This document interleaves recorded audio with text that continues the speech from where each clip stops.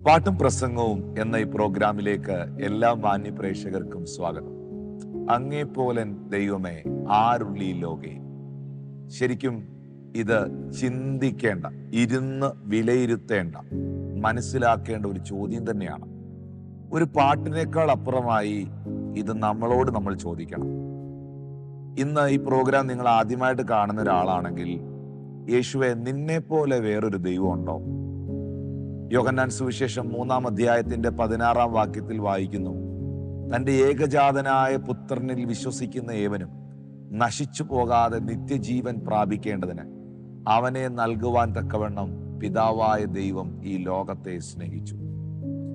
അങ്ങോട്ട് പലരും ദൈവത്തെ തേടിപ്പോകുമ്പോൾ, ദൈവത്തെ അന്വേഷിച്ചു പോകുമ്പോൾ, ദൈവം നമ്മെ തേടി, നമ്മെ തിരക്കി നമ്മുടെ അരികിലേക്ക് വന്നു.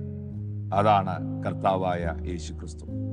ദൈവം മനുഷ്യനോട് കൂടെ, അല്ലെങ്കിൽ ദൈവം മനുഷ്യനോട് കൂടെ നടന്നു, മനുഷ്യനെ മനസ്സിലാക്കി, അവന്റെ ജീവിതത്തിന് വേണ്ടതൊക്കെയും കരുതി പ്രദാനം ചെയ്തു, അവന്റെ ജീവനും ഭക്തിക്കും വേണ്ടതൊക്കെ നൽകി, ഏറ്റവും ഒടുവിൽ എന്റെയും നിങ്ങളുടെയും പാപങ്ങളുടെ വിമോചനത്തിനായും ശാപങ്ങളുടെ പരിഹാരത്തിനായും കാൽവറി ക്രൂശിൽ യാഗമായി മരിച്ച് അടക്കപ്പെട്ട് 3-ാം നാൾ നമ്മെ നീതീകരിക്കേണ്ടതിന് മരണത്തെ ജയിച്ച് യേശു ഉയർത്തെഴുന്നേറ്റു. ഇന്നും ജീവിക്കുന്നു, ഇന്നും പ്രവർത്തിക്കുന്നു.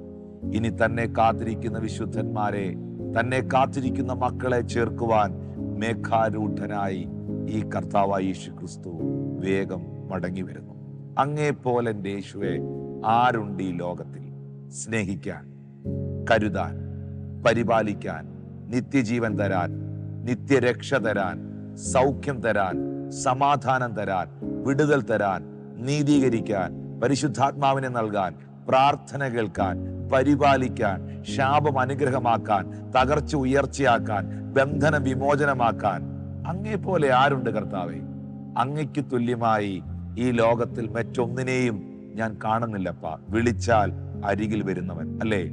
യശയ്യാപ്രവാചകന്റെ പുസ്തകം 59-1-ാം വാക്യം പറയുന്നു, രക്ഷിപ്പാതിരിപ്പാൻ അവന്റെ കരം കുറുകിയിട്ടില്ല, കേൾക്കാതിരിക്കുവാൻ അവന്റെ കാതുകൾ മന്ദമായിട്ടില്ല.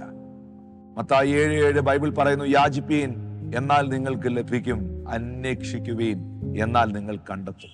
പ്രിയപ്പെട്ടവരെ, യാചിച്ചാൽ നൽകുന്ന, പ്രാർത്ഥിച്ചാൽ വിളിപ്പുറത്തെത്തുന്ന, കരഞ്ഞാൽ കണ്ണുനീര് തുടയ്ക്കുന്ന ഈ കർത്താവിനെ ഉപമിക്കാൻ എന്തിനോടൊക്കെ കഴിയും? ഒന്നിനോടും കഴിയില്ല പ്രിയപ്പെട്ടവരെ. എൻ്റെ വർണ്ണനകൾക്കും എൻ്റെ ഭാവനകൾക്കും എൻ്റെ നിങ്ങളുടെ ചിന്തകൾക്കൊക്കെ അപ്പുറമാണ് യേശു. ഹല്ലേലൂയ. അവന്റെ പ്രവൃത്തികൾ എത്ര അത്ഭുതമാണ്.